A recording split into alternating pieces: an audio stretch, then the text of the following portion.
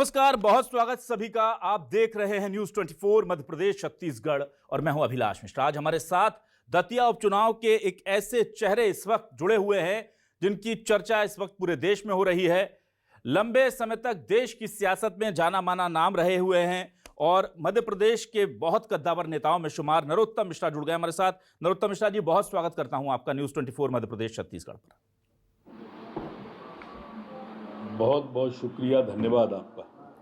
नरोत्तम जी, दतिया उपचुनाव को लेकर के बहुत उहापोह हुई, लेकिन अब मैं अभी शुरुआत करता हूं आगे की क्या रणनीति है। और दोनों ही दल दावा कर रहे हैं कि 20 से 25 हजार मतों से जीतेंगे और अब यह भी माना जा रहा है कि बीजेपी की सारी उम्मीदें आकर के नरोत्तम मिश्रा पर रुक गई हैं, क्योंकि जब भी चुनाव प्रबंधन की बात आती है तो नरोत्तम मिश्रा की बात आती है। क्या कहेंगे आप? भारतीय जनता पार्टी जीत जाएगी दतिया के अंदर और कार्यकर्ता का भाव लेके सभी कार्यकर्ता लग गए हैं, ये बड़ी बात है अपने आप में। काम भी पार्टी का अच्छा है, पार्टी का विकास भी बहुत है दतिया में। विकास को आधार बना के मैं मानता हूँ, हमारे प्रत्याशी को आधार बना के मैं मानता हूँ कि भारतीय जनता पार्टी जीतेगी। हमारे सरकार की जो जन कल्याणकारी नीतियां हैं, मोहन यादव जी की, और संगठन का जो अनुभव हमारे खंडेलवाल जी को है, उस सबसे लगता है कि पार्टी जीतेगी। नरोत्तम जी, समर्थकों को मना लिया क्या आपने? क्योंकि नेता पार्टी का अनुशासन स्वीकार कर लेता है, कई बार देखा है कि समर्थकों की भावनाएं आहत होती हैं तो बड़ी दिक्कत होती है। सारे समर्थकों से बात हुई आपकी? नहीं, 80% कार्यकर्ता तो पूरे मनोयोग से लगे गए। 80% कार्यकर्ता पूरे मनोयोग से लगे हैं। जहां तक थोड़े से 10-20 कार्यकर्ताओं की बात है, उनको भी थोड़ा बहुत रह गए। 80% तो वो भी ठीक हो गए। सब लग जाएंगे काम पे 1-2 दिन। मुद्दे क्या रहेंगे नरोत्तम जी? लंबे समय से देखिए बीजेपी का शासन प्रदेश में है, देश में भी है। दतिया में पिछली दफा जनता आपको स्वीकार नहीं कर पाई थी। इस बार ऐसा क्या करने जा रहे हैं कि जनता बीजेपी के पक्ष में वोट करे? जनता ने 2.5 साल का कांग्रेस का कार्यकाल देखा है, वो समझ गई कि विकास अवरुद्ध हो गया। हमारा दतिया जितनी तेजी से उड़ान भर रहा था विकास की, वो एकदम बंद हो गया, परकटे पंछी की तरह गिर गया वो। और ये आशुतोष तिवारी जी ही अगला विकास कर पाएंगे, ऐसा दतिया का मानस है। मैं मानता हूँ कि दतिया की जनता बहुत समझदार है, योग्य है, धर्मपरायण है, विकास को ही चुनेगी। एक बड़ी लड़ाई आपने लीगली भी लड़ी है। अब बताया जाता है कि राजेंद्र भारती का ये जो केस था उसको परस्यू करने में आपने भी बहुत पर्दे के पीछे से मेहनत की है और पार्टी के खाते में, जैसे आपने कमलनाथ की सरकार को छीन करके शिवराज जी की सरकार दोबारा लेकर के आए थे, दतिया की सीट के लिए भी कहा जा रहा है कि ये भी नरोत्तम मिश्रा की ही मेहनत का नतीजा है कि 1-2.5 साल बाद नरोत्तम मिश्रा वापस ये सीट लेकर के उस मुकाम पर ले आए हैं कि वापस बीजेपी के पास आ जाए। मुझे ये बताइए कि इतनी मेहनत करने के बाद जब आप मैदान में नहीं होते, बाहर होते हैं, तो कैसा लगता है? मैं तो 2.5 साल से बाहर ही था, अंदर कहाँ था। और ये दोनों बातें ठीक नहीं है। न तो सरकार हमने गिराई कमलनाथ की, मैंने गिराई, और न ही इसको मैंने कोई इसमें प्रयास किया। ये भ्रष्टाचार का केस था, 25 साल पुराना केस था। और ये प्रोसेस में 25 साल पहले से होते होते आके अभी उसको फैसला आया है, सिद्ध हो गया। तो नरोत्तम जी, आपने इस केस के एंटीसिपेशन में नहीं कहा था कि मैं वापस लौट कर आऊंगा? कोई और वजह थी जिस वजह से आपको भरोसा था कि आपकी वापसी होगी? नहीं, इसके संबंध में बिल्कुल नहीं कहा था मैं। तो और भी तो एक पॉलिटिकल जुमला टाइप का था, शायरी कहा था मैंने। तो उसी दिन चुनाव हारे थे। कार्यकर्ताओं को ढाढ़स बंधाना भी एक उद्देश्य था उसके पीछे। नरोत्तम मिश्रा जैसे कद्दावर व्यक्ति की टिकट, उसको मतलब हमेशा मैंने देखा है कि जब विधानसभा चुनाव हुए तो एक तरफ बीजेपी की सरकार की खबर थी और सबसे बड़ी खबर वो थी तो नरोत्तम मिश्रा की हारने की खबर थी। आज भी दतिया उपचुनाव में जब खबर आई तो सबसे बड़ी खबर देश में यह बनी कि नरोत्तम मिश्रा जी को टिकट नहीं मिला है। इतने बड़े कद के नेता को पार्टी ने टिकट देने के लायक क्यों नहीं समझा सर? ये तो जब मैं उनसे बात करने जाऊंगा पार्टी के, तो विस्तार से आपको बता पाऊंगा।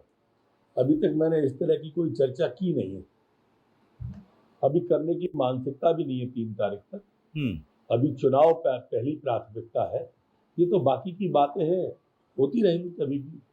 अगर ये कभी चुनाव का बीजेपी जीती है जनता का नरोत्तम जी, आशीर्वाद रहता है, कोई दिक्कत नहीं। नरोत्तम जी, अगर ये चुनाव बीजेपी जीतती है तो उसका हाँ, क्रेडिट नरोत्तम मिश्रा को मिलना चाहिए, और अगर हारती है तो क्या उसकी जिम्मेदारी भी नरोत्तम मिश्रा लेंगे, या अगर जीतती है तो पार्टी जिम्मेदार, हारती है तो पार्टी जिम्मेदार?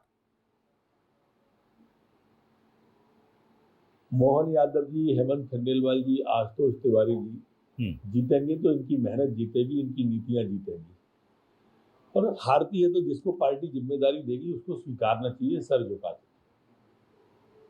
ठीक है, अब मैं बात करता हूं नरोत्तम जी, बहुत दिनों तक आप बिल्कुल शांत रहे, और कभी चूंकि आपको हमने मीडिया की सुर्खियों से इतना दूर देखा नहीं था, पर जब आपकी एंट्री हुई, री एंट्री हुई, तो धमाकेदार हुई। आपके समर्थकों ने नेशनल हाईवे जाम कर दिया और पूरे देश में वो सुर्खियां बना। और मध्य प्रदेश में, जिसे बीजेपी के पाठशाला कहा जाता है या प्रयोगशाला कहा जाता है, पहली बार हमने समर्थकों के जोश और उनके आक्रोश के आगे पार्टी का अनुशासन छोटा पड़ते देखा था।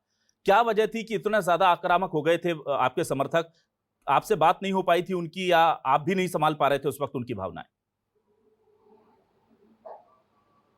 नहीं, बात मेरी नहीं हुई, अगर होती तो ये स्थिति नहीं बनती।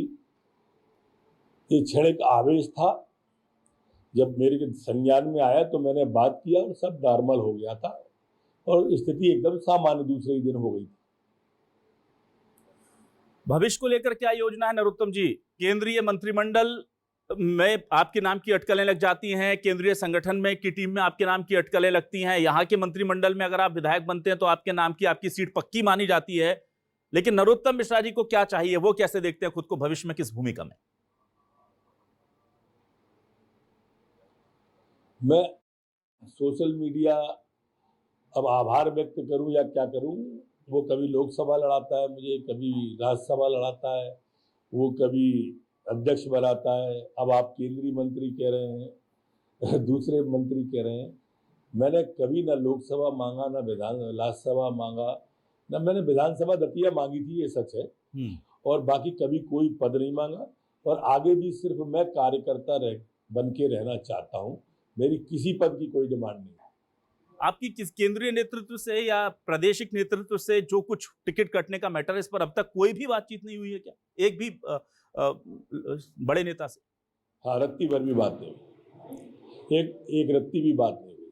आप जब भोपाल पहुंचे थे ट्रेन में बैठकर, तब भी आपने न्यूज़ 24 को बताया था कि मुझे किसी ने बुलाया नहीं है, मैं खुद आया हूं, क्योंकि उस वक्त सोशल मीडिया पर खबरें थी कि आपको तलब कर लिया गया, तमाम चीजें, और इसीलिए न्यूज़ 24 ने आपसे पूछा था, तो आपने कहा था मैं खुद आया हूं, मैं घर जा रहा हूं।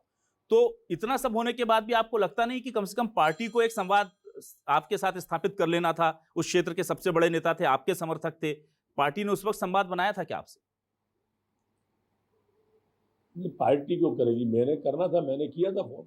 मैंने ही अध्यक्ष जी को फोन किया था, फिर रात को हम बैठे भी थे अध्यक्ष जी के साथ, सीएम साहब के साथ, जामवाल साहब के साथ।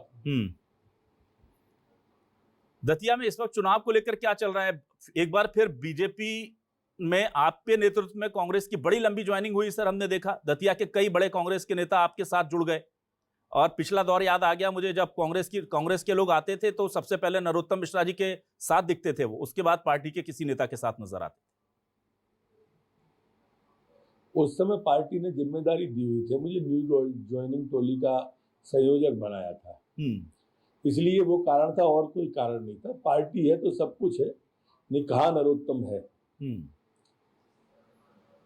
आपको क्या लगता है सर, 2023 का जो चुनाव रहा उसमें कहां चूक हो गई थी इतनी बड़ी? अब तो आपने इतने लंबे समय में बहुत अच्छे से उसका आत्मावलोकन कर लिया होगा।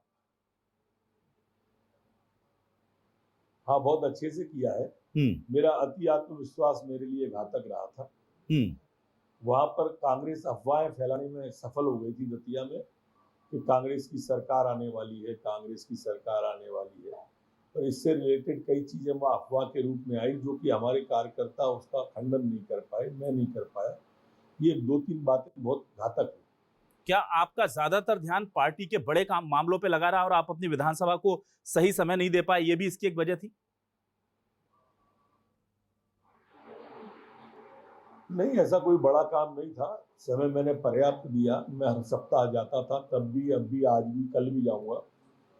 मैं ऐसा नहीं मानता, पर कोई ना कोई कमी थी, तभी हारते हैं लोग। मेरी निश्चित कमी रही होगी। लेकिन आपने कहा कि आपने ये रियलाइज किया कि आत्मविश्वास में आप आ गए थे, पर इस बार भी कहा गया कि आपने पहले फॉर्म खरीद लिया और बाद में टिकट आपको मिला नहीं। इस बार भी क्या वही चूक हो गई? नहीं, ये कोई चूक नहीं थी। फॉर्म तो खरीद नहीं था, अंतिम समय आ गया था तो निर्णय में विलंब सोच के ले लिया था। पर अगर ये चूक हुई है तो ठीक सजा मिली है। नरोत्तम मिश्रा जी, आप ऐसे बदले बदले से नजर आ रहे हैं, क्योंकि नरोत्तम मिश्रा जिनको मैं जानता हूं पिछले 18-20 साल से, नरोत्तम मिश्रा वो नहीं है। ये क्या दर्द है, या जो मतलब मैंने देखा है बुरे से बुरे वक्त में आपकी आवाज का और आपका तेवर का जो है कोई सानी होता नहीं था, पर ये क्या अनुभव है, या कहते हैं ना कि चादर को अपनी देखकर हम खुद ही सिमट गए, ऐसी नहीं कि जी कोई बुरा दौर नहीं है। ईश्वर का दिया सब कुछ है, इफरात है, पर्याप्त है, इसलिए कोई बुरा दौर नहीं कह सकते अपन इसको। सब कुछ है, ईश्वर की कृपा है, मेरे पर माई की कृपा है, वही सबसे बड़ी होती है।